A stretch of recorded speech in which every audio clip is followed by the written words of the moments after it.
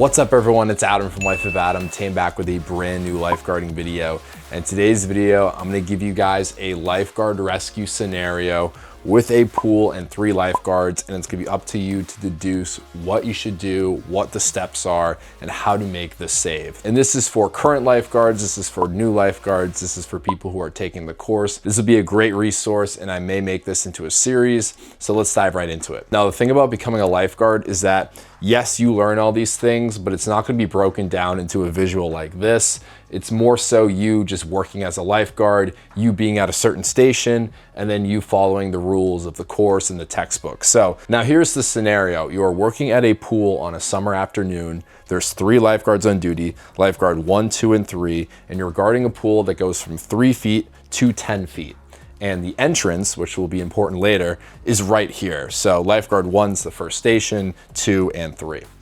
Now, while you're guarding, you notice that there is a person in the water in the deep end who's not moving and is slowly sinking to the bottom, and they're located right here with this X. Now, scenarios like this do happen, especially if it's a busy day and there's lots of motion, there's lots of movement, and people are swimming around, and there's people outside of the water. It's just a high active day, and you'll notice that passive victims are very hard to locate because they're not gonna make a lot of noise. They're not gonna be yelling, they're not gonna be splashing as if they're an active victim. So what do you do in this scenario? Well, along the bottom, I have responsibilities. I'm basically gonna break out who's responsible for what and what needs to happen for you guys to make this save. So the first thing is recognition. Most likely at a pool like this, lifeguard 1's zone, which is like where they're scanning, is gonna be like right over here, right? So this is lifeguard 1's responsibility. They're gonna be moving with their eyes, they may be walking back and forth. Lifeguard 2 is kind of in the middle. So they're gonna be looking here and here. Occasionally they may be looking over here, but most likely they're gonna be looking in the middle. And they're kind of have that like freedom to check blind spots maybe over here or over here, and the same goes over here. But really they're gonna be looking at the center by the rope. And lifeguard 3 is gonna be responsible for this whole deep end. So recognition is gonna be on lifeguard number 3. So I'm gonna put a 3 right there. This is gonna be this person's job. They're most likely gonna see it, and then you begin the whole emergency action plan. So now, once you locate the victim, let's say you're lifeguard number 3, this is you.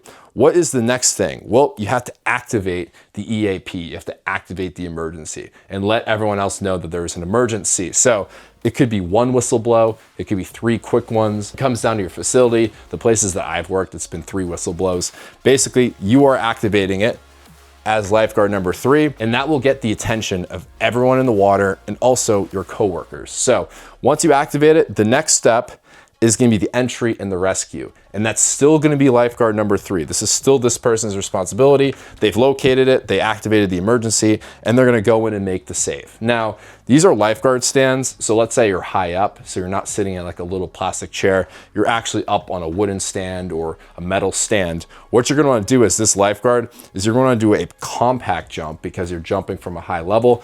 It's also 10 feet deep, so you don't have to worry about it being too shallow. So you're gonna be doing a compact jump right here, most likely. Make sure there's no people below you that you jump on top of, so make sure the coast is clear for you to do this. And if not, you need to kind of communicate and say, hey, get out of the way. Jump here, and you want to go directly to the victim, the fastest route. So you don't want to go like a big loop. You don't want to go walk over here, jump in here. You want to go A to B, which will be compact jump to the victim. So a straight line, the most efficient path to the victim. Now, once you reach the victim, okay, you're gonna be using the tube, you're gonna be going underwater, hooking your arm around, because this victim is a passive victim and they're sinking. Now, we're assuming for this scenario, they don't have a head injury, but if they did, you wouldn't use the rescue tube, you would actually stabilize the head and neck with your hands. You get to the victim, you start making the save.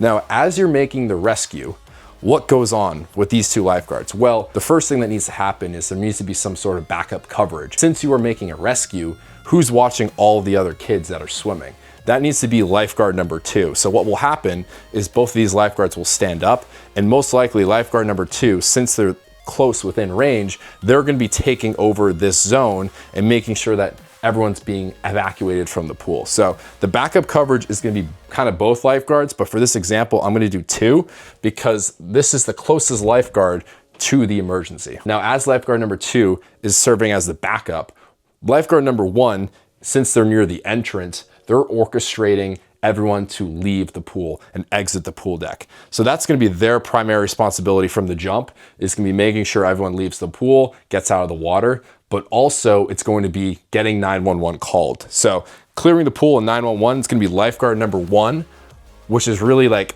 the third rescuer. So primary, secondary, third rescuer, even though it could be kind of confusing with the numbers. Just know that the lifeguard who's the furthest away from the incident most likely will be the one clearing the pool and getting 911 called. Now, as everyone's being exited from the pool and lifeguard number 2 is making sure people are safe, what's gonna go on is the secondary and the third lifeguards are gonna bring equipment to assist with the primary lifeguard. So in this situation, you're gonna have to get the victim out of the water. So lifeguard number 2 or 1, it could be both or it could be either one, is most likely gonna bring a backboard and assist with getting this victim out of the water. So it most likely will be like right here, right? The closest wall, or let's say you're at a pool where getting to the shallow end's a little easier and there isn't a rope in the middle. You might go to shallower water so you can stand and you can help the extraction be a little easier. But basically what you're doing is you're taking a backboard, you're putting it against the wall, you're both grabbing an arm of the victim and you're kind of pulling the victim out of the water flat on their back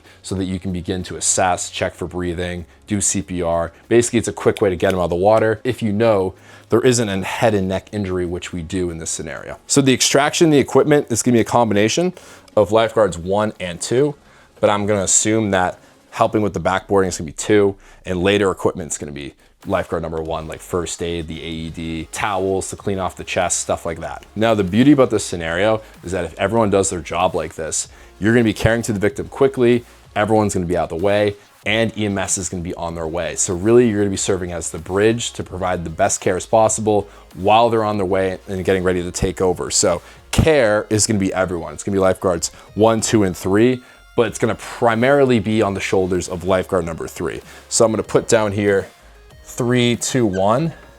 It's gonna be everyone, mainly the first 2 lifeguards, because it's gonna be 2-person CPR. There's no such thing as 3-person CPR. But if it takes a while, let's say you're doing CPR for a long time, then you can switch lifeguard number 1, can sub in for 2, or can sub in for 3.